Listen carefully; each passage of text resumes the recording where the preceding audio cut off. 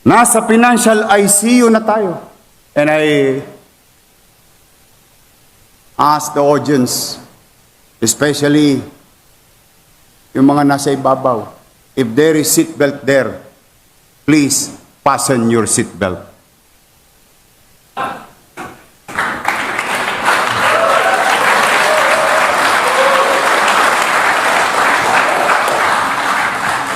Kasi baka mahulog kayo sa bangko sa susunod kong ilalahad na tunay na katayuan ng ating lungsod.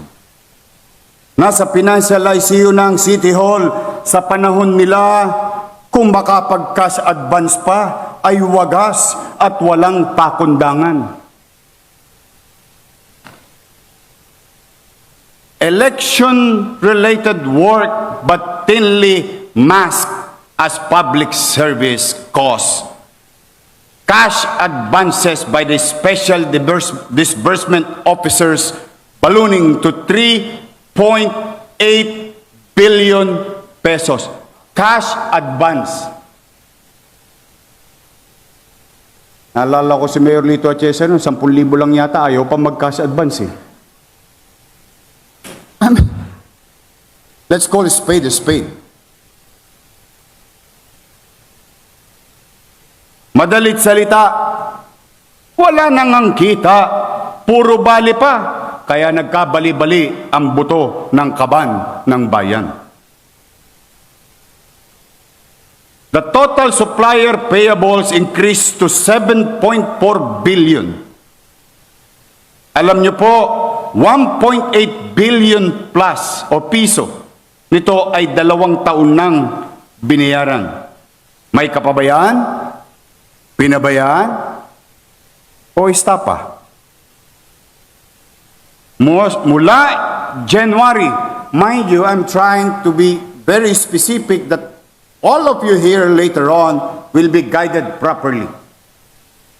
Mula January hanggang May 2025, sa gitna ng kampanya, 21 na opisyal at empleyado ng City Hall nag-cash advance ng 2.1 billion pesos.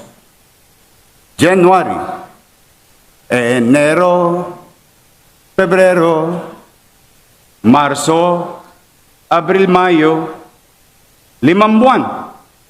Ano ang panahon na ito? Panahon ng ginamit sa kasama program, job order o JO at iba pang election-related services. Kumapit pa kayo. In just one day,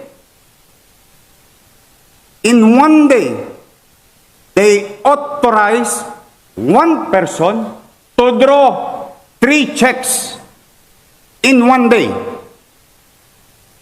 Kaya siguro may bolt sa opisina ko. Isang tao lang. Isang araw lang. May 9, 3 days before election, pinag-cash advance ng 132 million pesos. Ayan po siya. Pogi.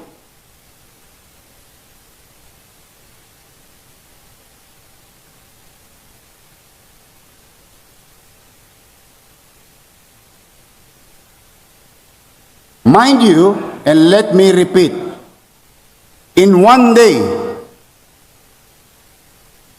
132 million pesos.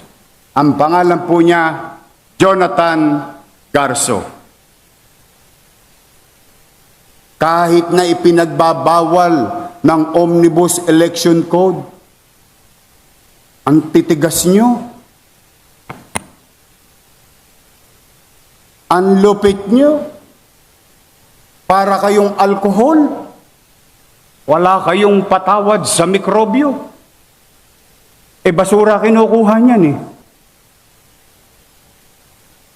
Isa pang mataas na opisyal ng City Hall, lilingunin natin sa tawag na Assistant City Administrator. Nag-transfer ng malaking pondo from General Fund patungong Trust Fund. Yorme, wala naman pong masama doon, nag-transfer lang pala. Anong ibig kong sabihin? Gumastos ng 683 million sa trust fund at bawat hindi tama, hindi otorisado, nung mapubuking na, inutusan mag-transfer from general fund upang ibalik sa trust fund. Ang pera, 683 million pesos. Ayan po siya.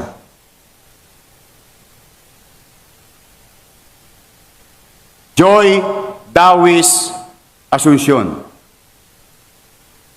Anong buwan? January to March. Nang walang authority. Ibig sabihin, winawaldas natin yung trust fund and the basic concept of trust fund. That fund has dedicated or merong takdang gamit. Nagalaw. Kung saan ginalaw sa mga manonood, pumanatag kayo. Aalamin po namin yun.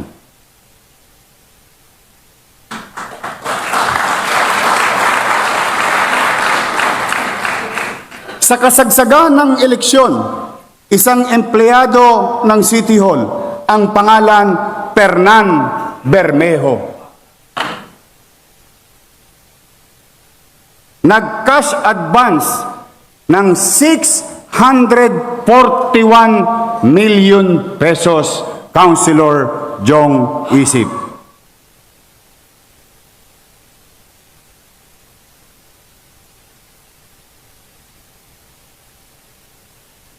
Kasi baka nagtataka kayo, bakit walang pambayad sa 10.2 billion? Service rendered, product received, product use, and so on and so forth. Nasaan ang pera? Unti-unti ko nang ipinamumulat sa inyo kung nasaan ang cash. Ayan po siya. Kung kanina, si Joy Dawis, first honor. Ito po, magna cum laude.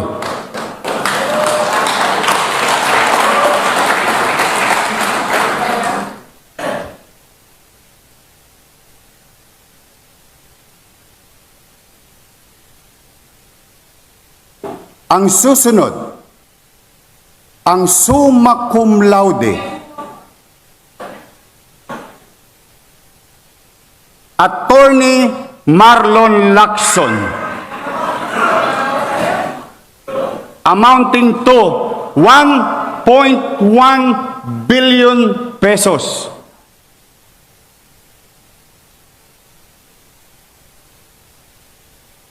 Sila ba'y may krimen na ginawa? Hindi ko po alam. Ano bang ginawa nila sa pera? Hindi ko pa po alam. Pero sigurado ako, one way or another, malalaman ko rin may nakinabang dito sa sesyon na ito.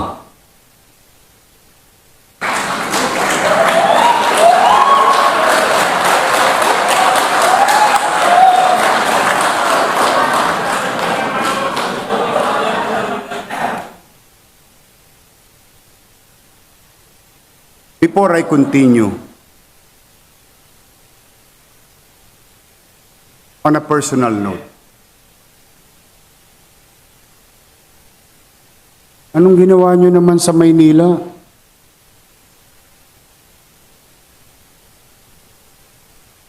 Wala na ba kayong konsensya? Puro na lang ba kayo si ako, si ako, si ako, paano ako? Wala na ba tayong kahihiyan? Nawala na ba sa atin yung pagmamalasakit sa kapwa? Puro kayo J.O. J.O. Tingnan niyo nangyari sa syudad. Makapagbintang pa kayo sa kampanya, wagas.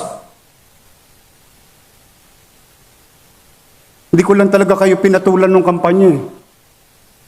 Bakit? Ipinagpasa Diyos ko. Bakit kayo pinagpasa Diyos?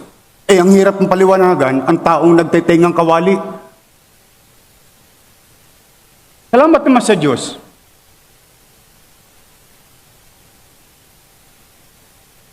Awang-awa ko.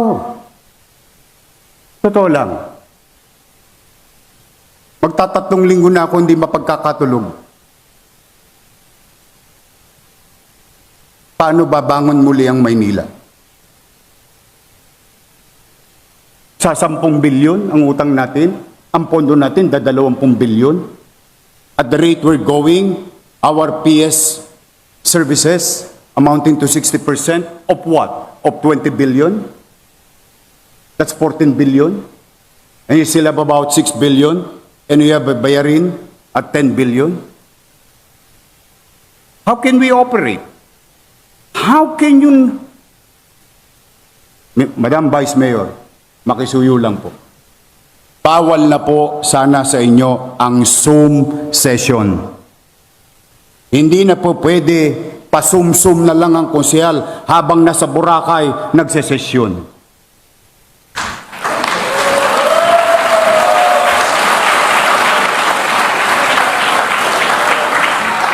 Ang sasarap nyo, ako hindi pa nakapunta sa Amampulo. Kaya ko naman. Hindi ko naman sinasabing masama yun. But if I may